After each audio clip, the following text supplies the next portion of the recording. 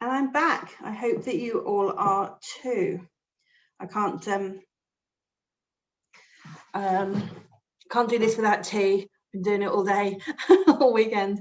So just checking on some messages that have come in.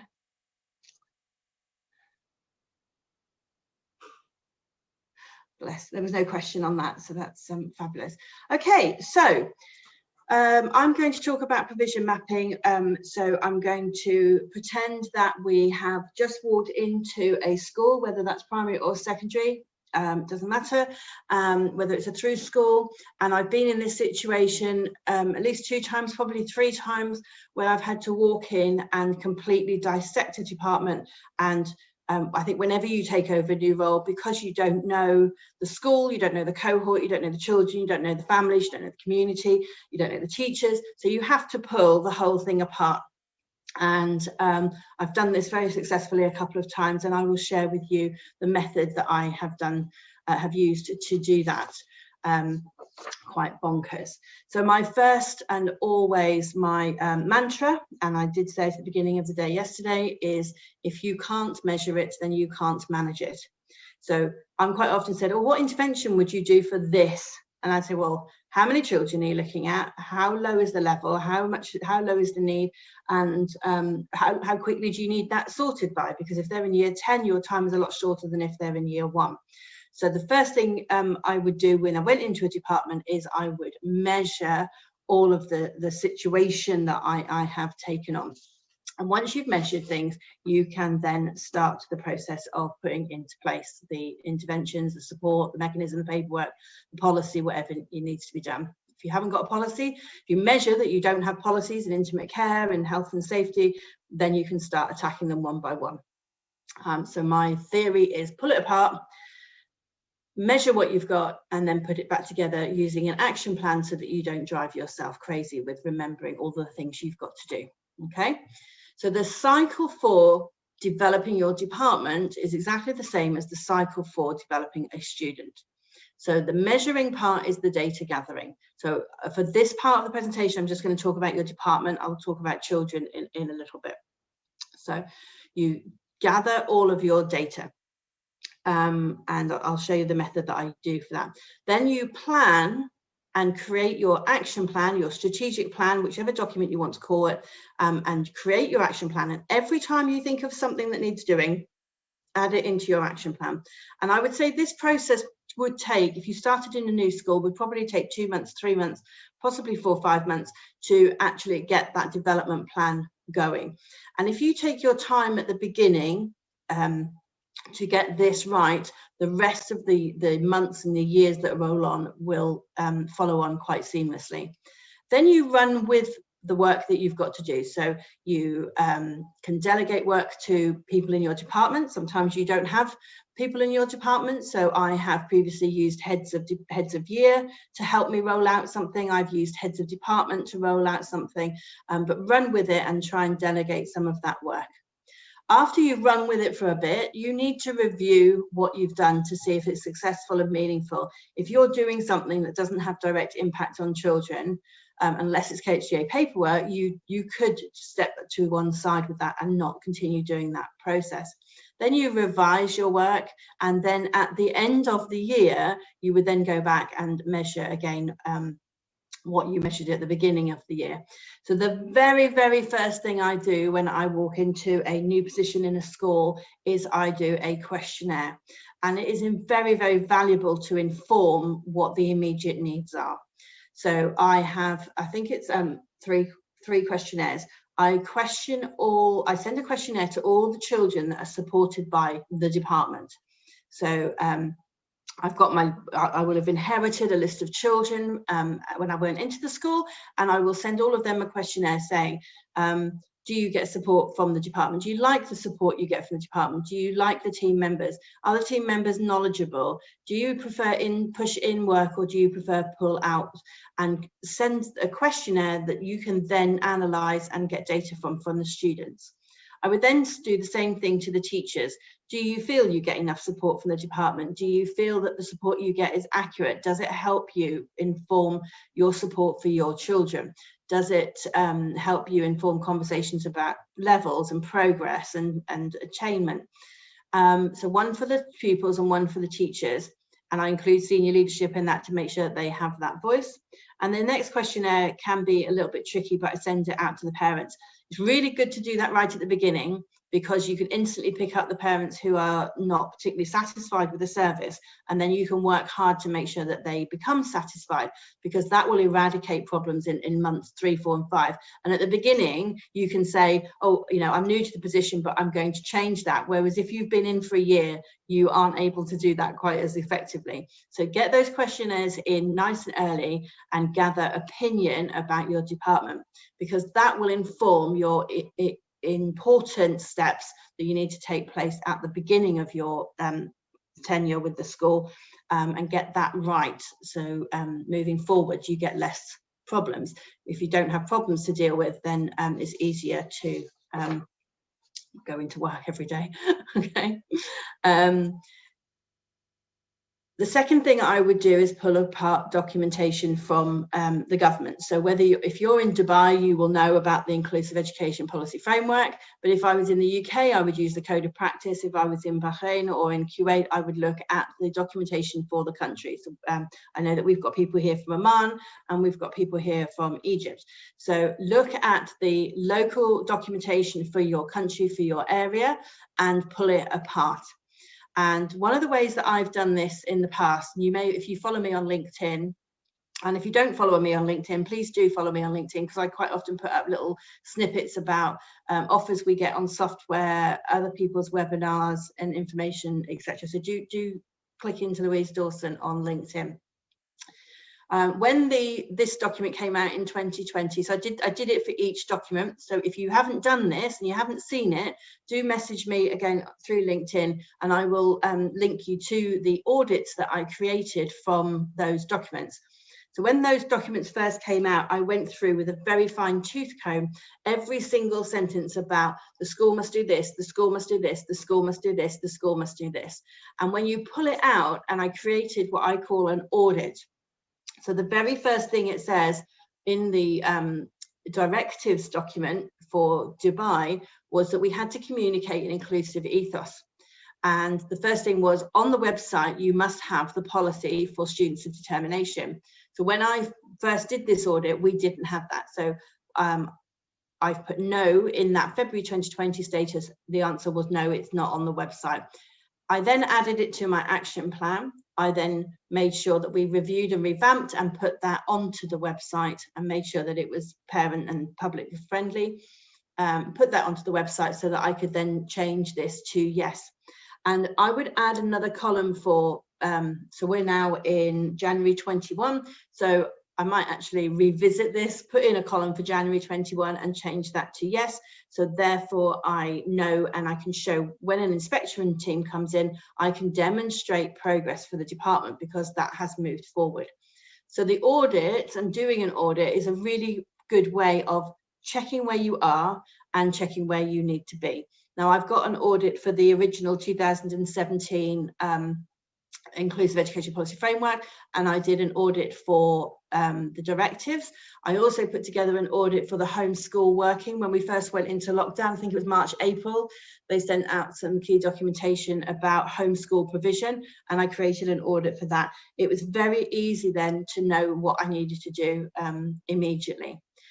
From these audits, from those questionnaires, from measuring my department, I was then able to put together a action plan. Okay, and this was the original action plan about way back in October 19. This was a copy from that because it's moved on a lot from here.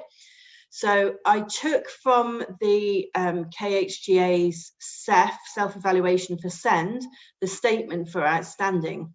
And the statement for commitment for outstanding was the Governor for Inclusive Education, the inclusion support team and leaders at every level facilitate a highly inclusive ethos, which is clearly evident in the values and practices of the entire school community. The school communicates a highly inclusive admission policy and encourages applications for students of determination. So from that sentence, which is an outstanding sentence, which is where we're all aiming for, even if we're not there yet, I was able to pull out statements which I needed to work on. So I needed to ensure that the whole school has an ethos of inclusion by reviewing policy and procedure. So then it was ongoing, and it will always be ongoing. That's never going to stop. But then I thought, right, we need to redo the inclusion policy, the exam accessor policy, the admissions policy, the gifted and talented policy, the word processing policy. All of these were done, and you can see that we just grow them year on year. The date that they were done is when it was ratified by the governing body. So you can see that I started that really quickly in September, got those documents done and ratified very quickly. And now we've moved on. So now we've got an Arabic policy, an Arabic SEND policy, we've got a intimate care policy, and all the other policies have grown into there. And why are we doing it? So by taking the questionnaires, taking the audits, measuring the department, and creating a rock solid action plan. I think my action plan is about 40 pages long, so it's vast, but being able to dump it onto a piece of paper meant it came out of my head, which means when it was out of my head, I can think a lot more clearly. I can't think too clearly when it's all jumbled up in my head. Getting it out, getting it documented, and then no one can accuse you of not doing any work because it's clearly there. Once you've done that, you then need to look at the different areas of your community. So inclusion is not just about the child in the classroom, it's about that whole school ethos. So I have a lens on the whole school ethos, and I make sure that those conversations are taking place with heads of years and heads of department and SLT, etc., across the whole school.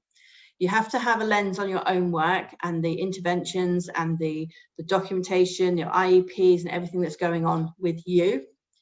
You always have to have a lens on the staff. What CPD do they need? What training do they need? What support do they need? Are they struggling with their mental health at this time? Where are we including our staff? The community. What messages are you sending out to the community? Are you putting things into the newsletter?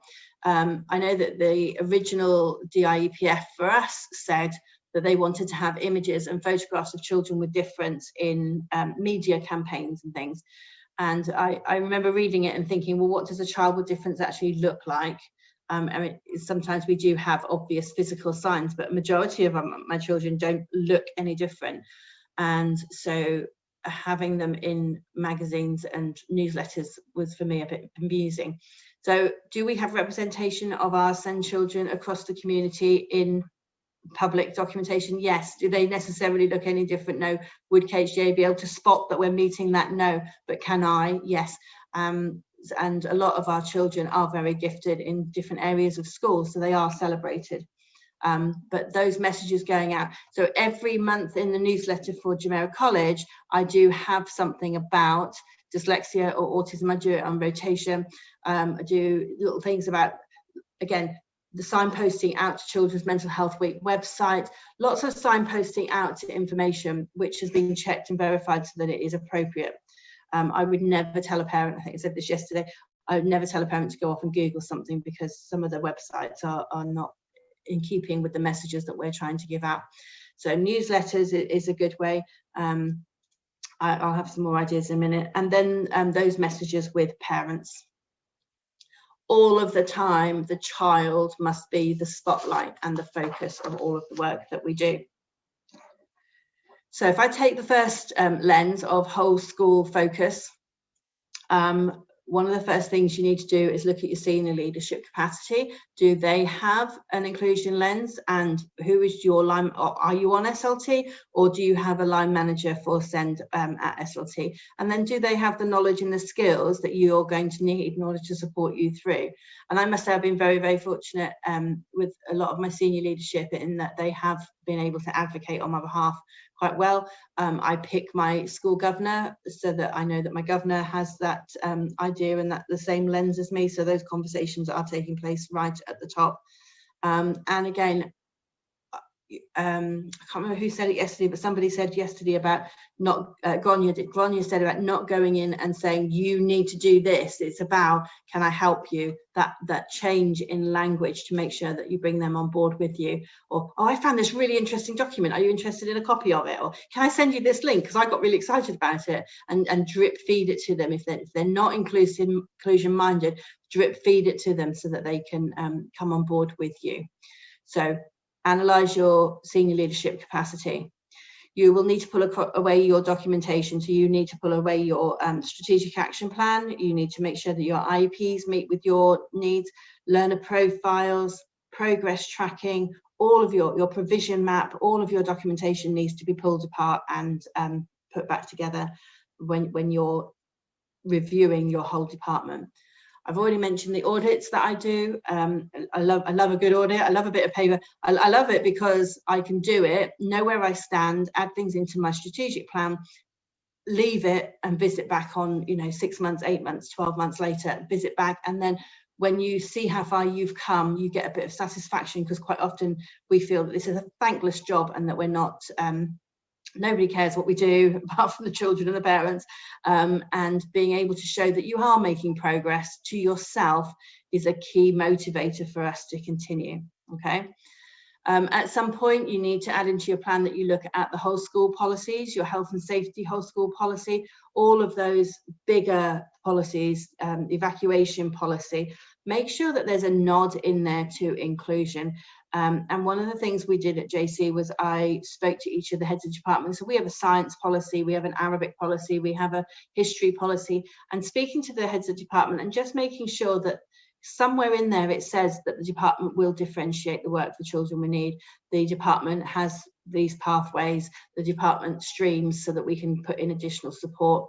The children that struggle the most have got the smallest classrooms. Those kinds of sentences in the policy will show that you've got inclusion moving through the school. It's not just within your department. The whole school policy is a good way of having and opening that dialogue. Each school needs to have an inclusion statement. So right at the beginning of today, I started with the inclusion definition. I think it's quite a wishy-washy definition, but each school, you need to have that conversation with SLT. The times that I've done it and done it in isolation means that it's not a whole school ethos. So making sure that that inclusion statement is written with your SLT so that you've got that whole school ethos is key. Review your external support. Make sure that you have a good working relationship with your external supports, your OTs, your speech and language, your ABAs, your physiotherapists, your educational psychologists. That relationship can be vital when something's going right, and it can be vital when something's going wrong. And one of the things you should do with your external support is make sure that you've got confidentiality agreements in place. Make sure you're protecting your children, and that those, I think one of the worst things, like not me personally, but a friend in another school experience, was that one of her external support went out and then said, oh, you'll never guess what they're doing in that school. That's just horrendous. And that kind of conversation in a very small community like we're all living in is quite damaging. So having a confidentiality agreement in place, again, if you haven't got these in place and you want them, you just have to message me. Having a confidentiality agreement in place that is signed by you and by your external support protects you from the future, and having that open conversation and that open dialogue of expectation with external support and keeping that on file will help you keep a lid on a lot of challenges that sometimes we see.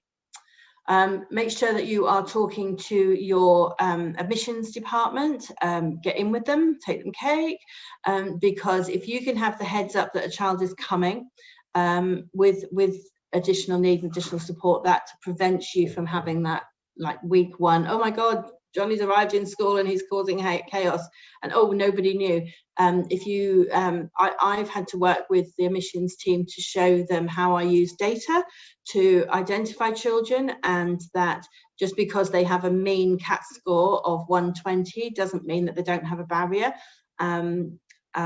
We did have one child who came in who had a mean of something like 125, but his verbal was like 70. but because his math and his non-verbal and his spatial was so high, the mean averaged out. So yes, a bright child, definitely, but could he access school? No, he couldn't. So having that conversation and doing that training will also prevent you from some challenges, and making sure that inclusion is in your admissions policy and on the website, so that you are covered from a government perspective as well. Make sure that pathways are inclusive. Many schools have already completed this transformational work and put in things like the BTEC, but there are many different alternatives to just having a BTEC in place. You can certify children, you can get children certification for their academic learning from a very, very young age. So I think the earliest I did a GCSE was with a year 8 girl who did get an A star, and not year 8, age 8 girl, a GCSE. And I don't think people always realise that you can fast track and children can sit the exams earlier.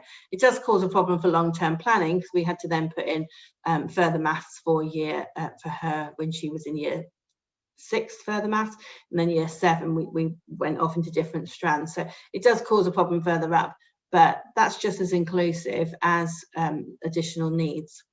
So alternative pathways, many people don't know so this is where you need to be listening to Catherine on the other channel, but people don't know that you've got your entry level 1, your entry level 2, entry level 3 and level 1 before you even get to GCSEs.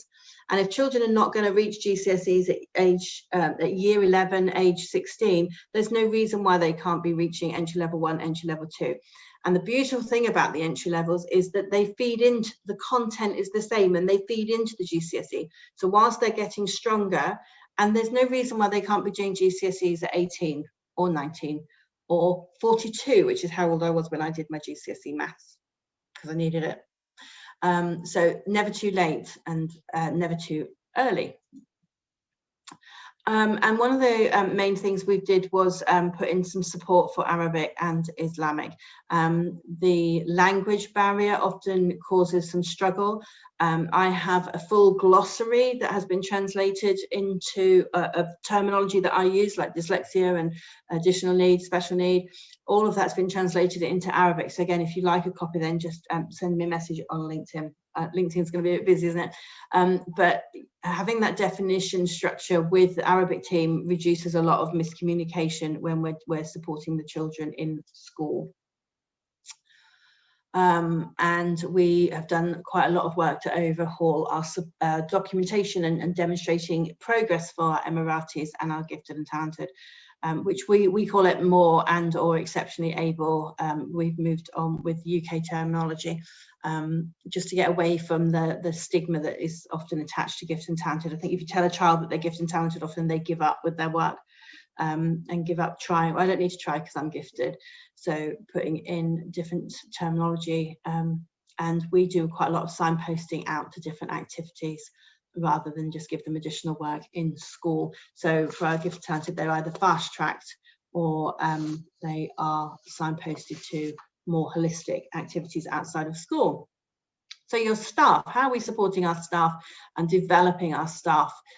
When we're looking at, when I'm taking the department apart, I'm looking at doing an expertise review. So definitely within my department, I'm more able to do this because I have more access to the data, but looking at my LSAs. And I think when I first joined Jumeirah College and realized that one of my team has a master's and is a chemical engineer, and she was doing like year 7 history. So I instantly streamed her off into science and math because they were her strengths. So being able to position our strongest staff into positions where they could give the best support to our children was key to, and it energized her and revigorated her. At the time, she was one-to-one with a year 7 child. And I took her off that and put her across year 10, 11 science, different classes, different children, and re-energized her and gave her new lease of life, which she was appreciative of. So happy staff, happy children. Also within the performance management, performance review, if you can get in something about inclusion into performance review from a whole school perspective, this is very useful, making sure that you've got that lens in there. quite often people, oh, I don't really know what I'm going to improve this year, you know. And so having that, asking your senior leadership team to have that lens of asking which is your most difficult class, which is your most difficult child, and what are you going to do to improve your delivery and lessons for that one child. That's a really informed and valuable message at performance review for your teaching staff. Engage with your leaders and with your heads of department. I created quite a few years ago, I created a vocabulary word bank for GCSEs across the subjects.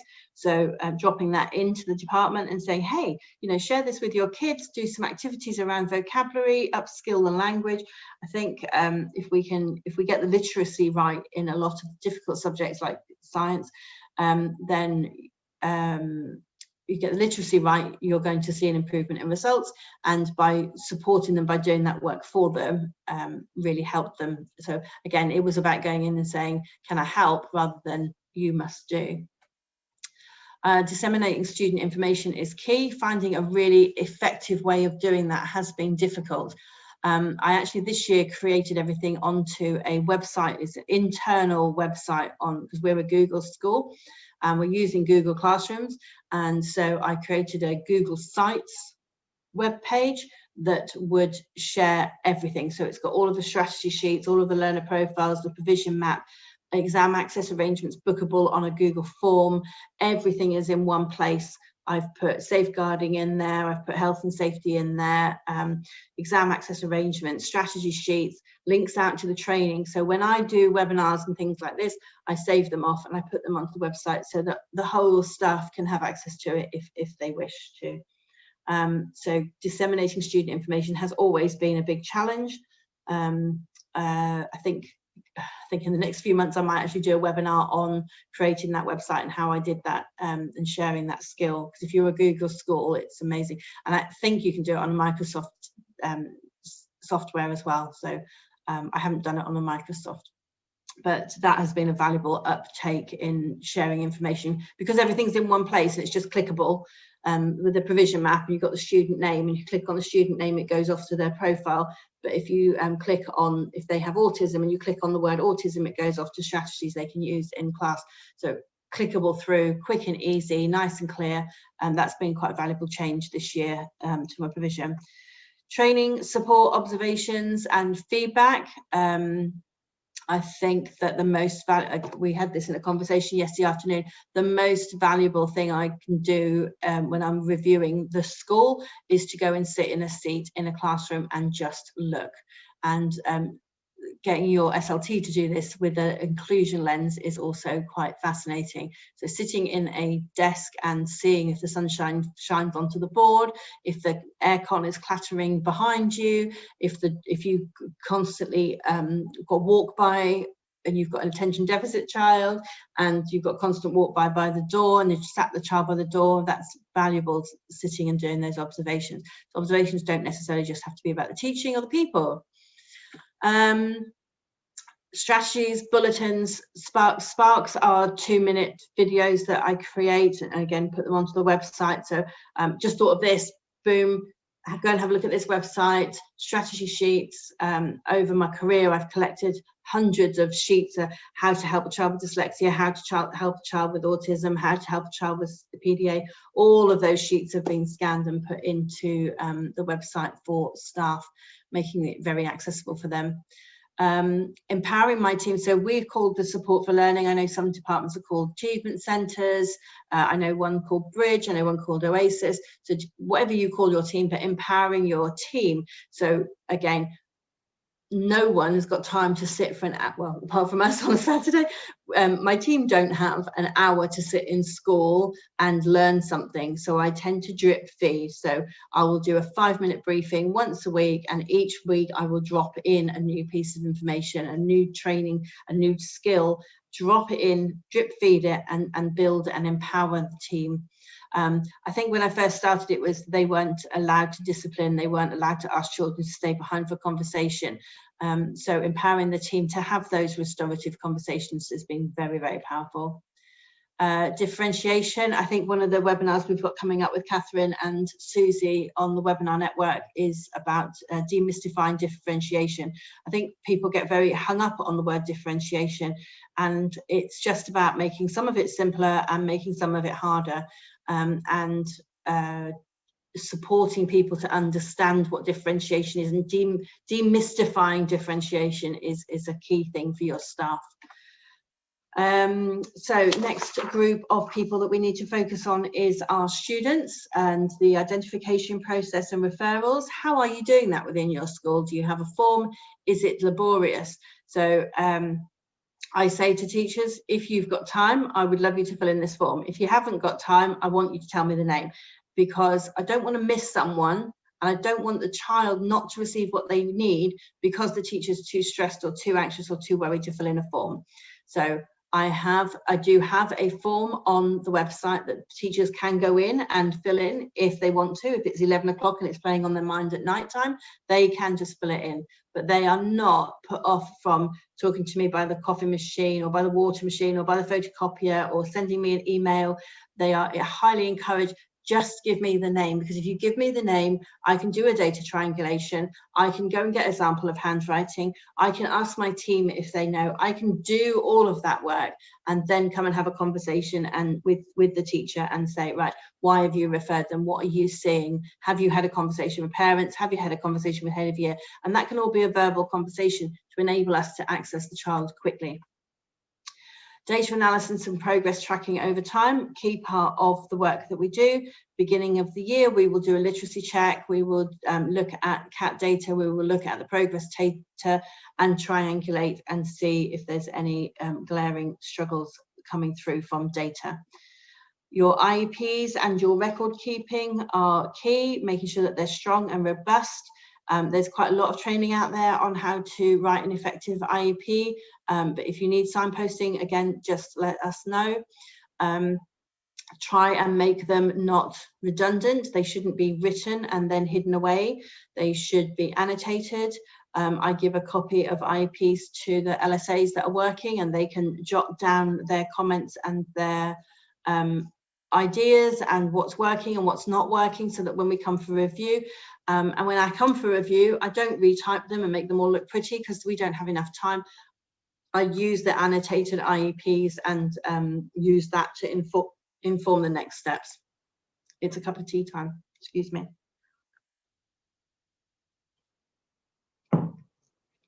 I used to create a provision map 10 years ago. My provision maps were incredibly comprehensive and incredibly filled with data and took an awful long time.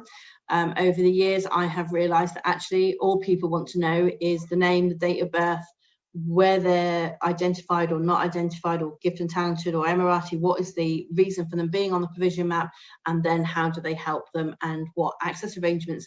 So I used to have 50 columns, are they withdrawn from languages? Are they, Arabic exemption? Actually, majority of teachers don't need that information. And so my spreadsheet is now only about 10 columns long, and it all fits on one screen, so it's very succinct. The spreadsheet with the children that is used by the teachers needs to be quite succinct.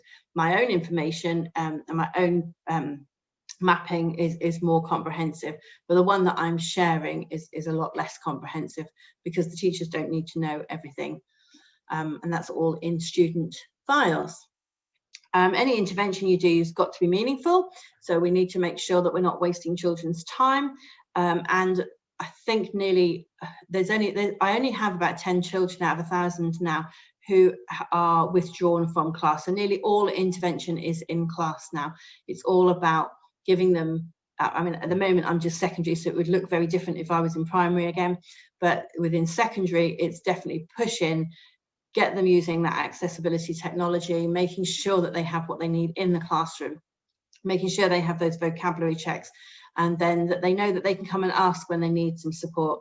We do dyslexia interventions for a few children, and then we do have a few children who have dropped a subject so that they can get additional English, math and science with us.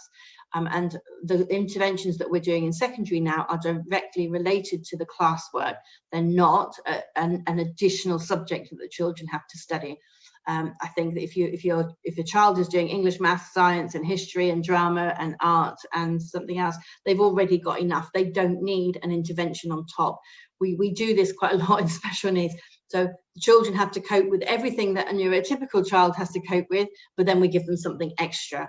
So what we should be doing is supporting them to access what they are doing with their peers, not giving them additional, unless it's something like occupational therapy or speech and language.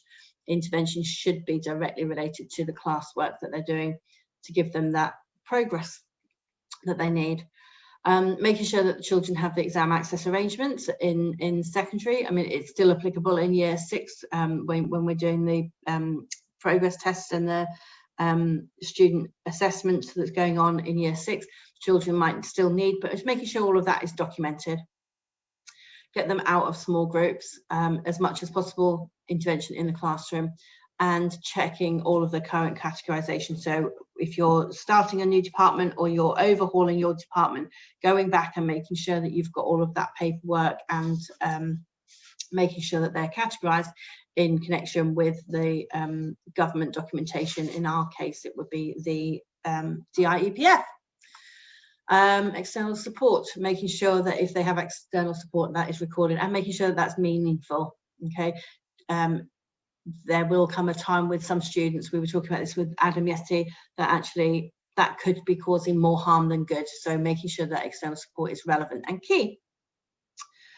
With parents, we need to make sure that we have that regular meeting, whether that's personal and one-to-one, whether that's in a small group or a large group. Obviously groups are not happening at the moment, but when we come back to some form of normality, or even having those groups on Zoom. Communication channels, I write regularly in the newsletters so that all the community can see where we're progressing. Publicity, social media and information sessions, everything there is out there, talking to the community about inclusion and making sure that we develop our inclusive ethos within a school. Within the wider community, make sure we've got those service agreements and confidentiality in place, increasing group parent meetings, increasing awareness of difference. It's quite astonishing that we still have to demonstrate publicly and in documentation that everyone is different, and making sure that we are tolerant of language and culture changes that are taking place within our environment. When it then comes down to the individual child, you're doing exactly the same process. And one of my mantras is say what you see. So if you're going into a class and someone has identified this child that potentially has a need, when you're trying to work out what to do for that child, I go in, I do an observation, I speak to the teacher, I speak to the parent, I speak to the child and work out what the biggest barrier is at the moment. And that's the one that we will attack. So I will not give a child 20 targets to improve their school. I will work on one thing at a time. So the biggest barrier is what you see. So is it the length of writing? You know, are they not writing enough? Let's attack that. Why? Is it dysgraphia? Is it a physical pain? Is it pencil grip? Let's put in a quick intervention. If the intervention works in 6 weeks, great. If the intervention doesn't work, let's look at an alternative. So you're measuring what's going on with that child, you are documenting it, you are doing that data gathering and the planning, you're running with it. If it doesn't work in 6 weeks, you're revising it, you might do another cycle. You will document all of this in their education plan. And at some point you will either say enough's enough and put them on technology or whatever is connected to their challenge, or you'll be recommending them to go external. But if you're documenting that whole process, you're working with the child, you're working with the parents, you're working with the teacher. When that step needs to be taken to go out to EdSite, that's already been accepted by everybody because everything's struggling, the child isn't making that progress, so therefore we will need to go to the next steps of the child. Okay. Very important that we link into the school's data and information. So whether this is the school information management system, making sure that you're getting that data off, but also making sure that you're informing that data, making sure that the data represents children who have additional need, so that if they're not making progress academically and with their attainment data, that you are able to show progress in other ways rather than attainment. Within the UAE, if you have SEND children and they're not necessarily making the attainment progress, but they are making social, emotional or physical progress, you can use that instead of the attainment data to show progress for our children. Make sure that you're analysing any children that are struggling. Identify all of your pupils with social, emotional and mental health need. Identify those with formal paperwork, your educational psychologist, OT, SALT, and identify those with informal support, and make sure that they are all provided for as well. Continuing to develop your department, identify the pupils in need of identification. So identify those who need identifying. So again, you're doing that through your data collation, you're doing that through teacher feedback, parent feedback. You're setting up your department, so you need to construct your intervention group. So what intervention are you going to do? You don't know until you've measured it. How many children have you got? Are they of a similar need? Is it literacy based? Is it number based? What is it? You then construct your groups, and you've got your groups. Once you've got your groups, you baseline them, work out where the children currently are, and set the target for the intervention. You will need to set the frequency and duration of that intervention, and allowing time for review. So if it's a handwriting intervention and it's a 6-week program, at 4 weeks, review if there's progress. If there's no progress, you might want to consider trying something different. Once you've got your groups and you know what you're going to be delivering, you then assign your staff, and then you assign your timetable. Once you've done all of that, you make sure that you're communicating that to home before, during, and after the interventions. And document. If you've got a child who is not identified formally by an external therapist, the documentation will support you when you start to need to have that conversation with parents, and it will also inform your educational psychologist. So Grania said yesterday that sometimes she would get to the end of a process and a parent or Senko would say, well, did you see autism? And she would say, well, I wasn't looking for autism because that wasn't in the documentation. So if you are seeing social communication, make sure that goes into documentation. So when you're making that referral through to the ed site, they are looking for everything all the way through. With the referral through to the ed site, it's not my place to say a child has dyslexia. I'm not qualified to do that. I would never say that a child has autism. I would never say that a child has dysgraphia, dyspraxia, any of the specific learning or hearing. I can't say that a child has a hearing impairment unless they've seen a hearing specialist. I can't say. So make sure that you're in my referral to the ed psych, I will say literacy barrier. And these are conversations that Grania and I have worked together for about 8 years now. So she knows that if I write the child is struggling with social communication, she knows that I want her to look at autism, but she'll also know that I may or may not have had that conversation with the parents. If I have had the conversation with the parents, say the parent has brought up to me and said, oh, you know, I was doing some research and I think it could be a touch of autism, I will have that open and frank dialogue with the parents, again saying I am not qualified to say if your child has autism. But if I have had that conversation, I will make Grania's job easier by saying discussion has been held around dyslexia, dysgraphia and autism, so that she knows that while she still needs to tread gently, she doesn't need to tread as gently as if I haven't said anything at all. If I think the child has autism, but the parent isn't ready for that conversation and they haven't had that conversation with me, and I don't want to put it into the referral document, that will be an off the record telephone conversation with her to say, the parents need to go gently and kindly, but professional to professional, I think there is a touch of social communication challenge. So when you're going through the process, talk to them through that, because they're the professionals and they've had these conversations time and time again. So they can use your documentation to evidence what they're seeing. Then they will look for it. And if they look for it, they will then broach that with the family. So making sure that I have a standard 2-page referral letter that I use to send to Grania, and I just tweak the words depending on the place that the family are in on that journey and what documentation or evidence I have to support that.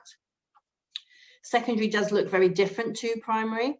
So the support department leaders will, I've trained them to triangulate data, so they will do referrals from data, so I don't have to necessarily, I don't need to trawl through history data. The head of history can do that, and the head of history can then refer down if they are seeing something that's struggling. Interventions may be more subject specific rather than general holistic specific. Support may be in class, so teacher knowledge is teacher knowledge is vital. Many subjects, secondary students have many subjects and many teachers and many different types of subject assessment data. So getting the department to do that alleviates you from having to do that. Frequent discussion with the teams and training and support regularly.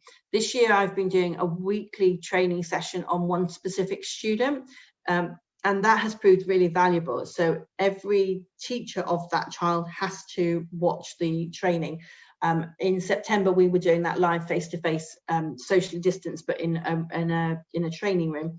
But now we've gone to, I will do a live Zoom like this with the team around that child, and it's recorded so they can catch up with it later as well. And that's proved very effective for those individual children. So each week I pick the biggest challenge that I've got and do that as my training for the teachers. Subject withdrawal may be necessary, but it's much more in secondary about pushing support. And all of the time keeping the child at the centre of the conversation. Okay, so that's the end of my wittering on.